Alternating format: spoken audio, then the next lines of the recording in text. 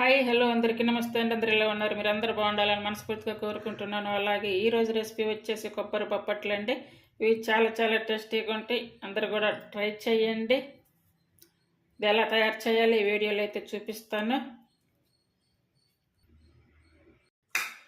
చూడండి, ముందుగా కొబ్బరి పప్పట్లు తయారు చేసుకోవడానికి మనం ఈ పెసరపప్పు ఉన్నాయి కదా, ఈ పెసరపప్పు తీసుకొని నానబెట్టుకోవాలి. అంటే నేను ఒక గ్లాస్ నానబెట్టేసుకున్నా. ఒక గ్లాస్ నానబెట్టేసుకొని 2 రెసిపీస్కి అయితే యూజ్ చేశాను. వీటిల్లో అయితే కొన్ని వేస్తున్నాను. ఇవన్నీ ఒక 2-3 గంటల ముందుగా నానబెట్టి పెట్టుకోవాలి పెసరపప్పు అనేవి. అలాగే చూసారు కదా, ఈ కొబ్బరి చిప్ప అంటే మనం అంతా తీసుకొని అవసరం లేదు, ఒక హాఫ్ అలా తీసుకుంటే సరిపోతుంది. కానీ కొంచెం కొబ్బరి అయితే ఎక్కువ ఉండేలా తీసుకోవాలి. బొప్పట్లు అనేవి ఎక్కువగా పప్పు వేసి అలా తయారు చేస్తూ ఉంటారు కదా, అలా కాకుండా ఈసారి కొంచెం డిఫరెంట్గా ఇలా తయారు చేయండి, చాలా టేస్టీగా ఉంటుంది. చూడండి, కొబ్బరి అలాగే కొబ్బరితో పాటు కొన్ని నట్స్ కూడా అయితే తీసుకున్నాను. ఇవన్నీ కూడా ఈ కొబ్బరి అంతా కూడా ఇలా చిన్న పీసెస్గా కట్ చేసుకోవాలి. అలాగే ఈ నట్స్ ఉన్నాయి కదా, వీటిని ముందుగా కొంచెం నానబెట్టుకోవాలి. ఈ కొబ్బరిని పైన పొట్టు ఉంటుంది కదా, అది తీయకుండా డైరెక్ట్గా ఇలానే పట్టాలి. ఆరోగ్యానికి కూడా చాలా మంచిది. ఈ నట్స్ కానీ పెసరపప్పు ఇవన్నీ కూడా తక్కువ ఉన్నా పర్లేదు, కానీ కొబ్బరి మాత్రం ఖచ్చితంగా ఎక్కువగా తీసుకోవాలి. మిక్సీ జార్ తీసుకొని ఈ నానబెట్టుకున్నటువంటి పెసరపప్పు ఇందులో వేసుకోవాలి. ఈ పచ్చి కొబ్బరి కూడా వేసుకోవాలి. అలాగే ఈ నట్స్ నానబెట్టుకున్నాం కదా, ఇవి కూడా ఇందులో వేసుకోవాలి. యాలకుల పౌడర్ వచ్చేసి ఒక 4-5 అలా తీసుకొని ఇలా మిక్సీ పట్టుకొని లేదంటే పచ్చగా చేసుకొని వేసుకోవాలి. ఇవన్నీ కూడా ఇప్పుడు వాటర్ పోసి మిక్సీ పట్టుకోవాలి. నేను ఈ నట్స్ నానబెట్టే కదా, ఈ నట్స్ నానబెట్టినటువంటి వాటర్ మాత్రమే వేస్తున్నాను. ఇక చూడండి, ఇవన్నీ ఇప్పుడు మెత్తగా పేస్ట్ చేసుకోవాలి. చూడండి, ఇలా అయితే మెత్తగా పట్టేసుకోవాలి. చూడండి, ఇలా రావాలన్నమాట. ఇప్పుడు స్టవ్ మీద అయితే కడాయి పెట్టేసుకోవాలి. ఇప్పుడు ఇలా స్టవ్ మీద పెట్టేసుకొని మనం మిక్సీ పట్టుకున్నటువంటి పేస్ట్ అంతా కూడా ఇందులో వేసేసుకోవాలి. కావాలనుకుంటే కొంచెం వాటర్ వేసి ఇది కూడా ఇట్లా తొరిపిపోయాలి. వాటర్ వేసుకోవాలి. మిడిల్ ఫ్లేమ్ మీద అలాగే సిమ్ మీద పెట్టుకొని ఇది మాడకుండా కలుపుకుంటూ ఉండాలి. అలాగే నెయ్యి వేసుకుంటూ కలుపుకుంటూ ఉండాలి. అంటే నెయ్యి మనకి సరిపోయిన వరకు తీసుకుంటూ ఉండాలి, అంత ఒకేసారి వేయకుండా. వేసి చేసినటువంటి బొప్పట్లు చాలా టేస్టీగా ఉంటాయి. అలాగే మన బాడీకి కూడా మంచి ఎనర్జీ ఉంటుంది. బొప్పట్లు తయారు చేయడానికి ముందుగా 1 కప్పు రైస్ ఫ్లోర్ అయితే తీసుకోవాలి. ఇప్పుడు రైస్ ఫ్లోర్ తీసుకున్నాము కదా, అలాగే ఇప్పుడు గోధుమ పిండి. ఇక్కడ నేను మైదా పిండి అనేది అయితే అసలు వాడట్లేదు. ఒకవేళ మీరు మైదా పిండితో చేసుకోవాలనుకుంటే కనుక మైదా పిండితో చేసుకోవచ్చు. 1 కప్పు రైస్ ఫ్లోర్, అలాగే 1 కప్పు వచ్చేసి గోధుమ పిండి, 2 సరి సమానంగా తీసుకోవాలి. అలాగే టేస్ట్ సరిపడా సాల్ట్, ఆయిల్ వేసుకొని బాగా కలుపుకోవాలి. అలాగే వాటరు, సాల్ట్ ఇవన్నీ వేసుకొని బాగా కలుపుకోండి. మామూలుగా మనం చపాతీ పిండి కలుపుతాం కదా, ఆ చపాతీ పిండి కన్నా కూడా ఇంకొంచెం లూజ్ ఉండాలి. లూజ్ అని చూడండి ఇలా కలిపేసుకోవాలి. ఇప్పుడు కొంచెం ఆయిల్ తీసుకొని ఈ అంచులంతా ఇలా వేసేసి ఈ పిండికి కొంచెం పట్టేలా ఇలా బాగా సాఫ్ట్గా చేసేసుకోవాలి. సాఫ్ట్గా చేసుకొని ఇలా పక్కన పెట్టేసుకోవాలి. చూడండి, ఇలా రావాలి.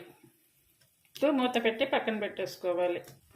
1 కప్పు వరకు బెల్లం తీసుకోవాలి. ఇవాళ మీకు ఇంకా ఎక్కువ కావాలనుకుంటే కనుక తీసుకోవచ్చు. నేను అనేది కొంచెం తగ్గించి తీసుకున్నాను బెల్లం. అలాగే ఇప్పుడు కొంచెం నెయ్యి కూడా వేసుకోవాలి. అన్నీ ఒకేసారి వేసుకొని మిక్సీ పట్టేసాను. అలాగే ఇప్పుడు బెల్లం మాత్రం లాస్ట్లో వేసేసుకొని ఇలా కలుపుకోవాలి. అంతా కరిగే వరకు, అంత కరిగి మళ్ళీ ఈ మిశ్రమం అంతా కూడా దగ్గర పడే వరకు ఇలా చేసుకోవాలి. ఈ మిశ్రమం అంతా కూడా కంప్లీట్గా పాత్రను అయితే వదులుతుంది, కొంచెం గట్టి పడాలన్నమాట. మనకి లాస్ట్ స్టేజ్కి అయితే వచ్చేసింది. ఇప్పుడు స్టవ్ ఆపేసుకోవాలి. ఇలా ఉండగా కనుక మనం ఆపేసుకుంటే చూడండి, మనకి కొంచెం ఆరుతుంది కాబట్టి ఆరేసరికి ఇంకొంచెం గట్టిపడుతుంది. అందువల్ల ఇలా ఉండగా ఆపేసుకోవాలి.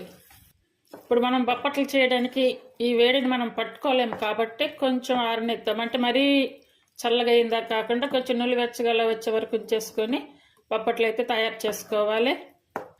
చూడండి, ఇది కొంచెం వేడి కూడా అయితే తగ్గింది. ఇప్పుడైతే బొప్పట్లు తయారు చేసుకోవాలి. ఈ ఉడికించినటువంటి కొబ్బరి మిశ్రమం అంతా కూడా ఇలా చిన్న చిన్న బాల్స్గా చేసుకొని పక్కన పెట్టేసుకోవాలి. అంటే నేనైతే చిన్న చిన్నవి చేయడానికి ఇలా చిన్నవి తీసుకున్నాను. ఒకవేళ మీకు పెద్దవి కావాలనుకుంటే అలా కూడా చేసుకోవచ్చు. పిండి కూడా అంతా బాగా వచ్చింది, చూసారు కదా. ఇది కొంచెం కొంచెంగా తీసుకొని ముందుగా ఈ కవర్ మీద ఆయిల్ వేసుకోవాలి.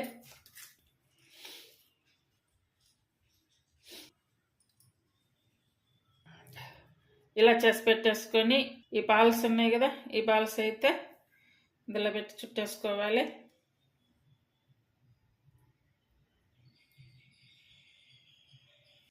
ఈ కొబ్బరి మిశ్రమం అంతా బయటికి రాకుండా ఇలా చుట్టేసుకోవాలి. ఇలా పెట్టుకోవాలి. ఇంకా మిగతా అన్నీ కూడా ఇలానే చేసుకోవాలి. చుట్టూ కూడా అంతా ఆయిల్ అప్లై చేసుకున్నాము కదా. ఇప్పుడు ఇది ఈ పైన ఈ కవర్ ఇలా కప్పేటప్పుడు ఇక్కడ కూడా గ్యాప్ రావాలి. అంటే వెడల్పు వస్తుంది కాబట్టి అంతా కూడా ఇలా చేసుకోవాలి. చూడండి, ఇలా చిన్న చిన్నగా చేసేసుకోవాలి. నేనైతే చిన్నగా చేస్తున్నా. ఒక పెనం కూడా అయితే వేడయ్యింది. ఇప్పుడు ఇవన్నీ ఇలా చేసుకున్నాము కదా, ఇది ఒక్కొక్కటిగా తీసుకొని ఇందులో వేసుకోవాలి.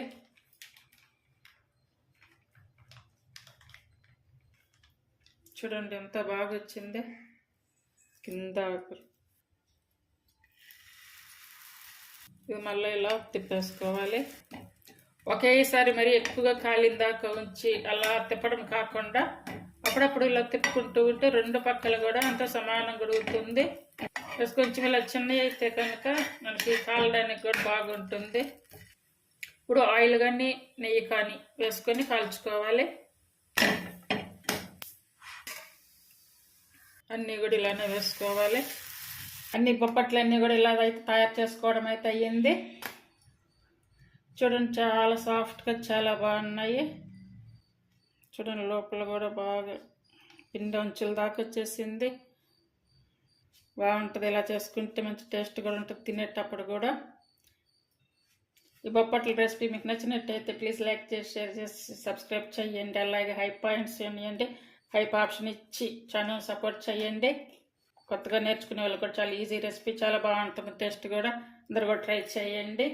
అప్పటికప్పుడు తినే పని అయితే కనుక ఈ బొప్పట్ల మీద ఇలా వేడి మీద అలా నెయ్యి వేసి ఇలా తిని చూడండి, చాలా బాగుంటుంది టేస్ట్.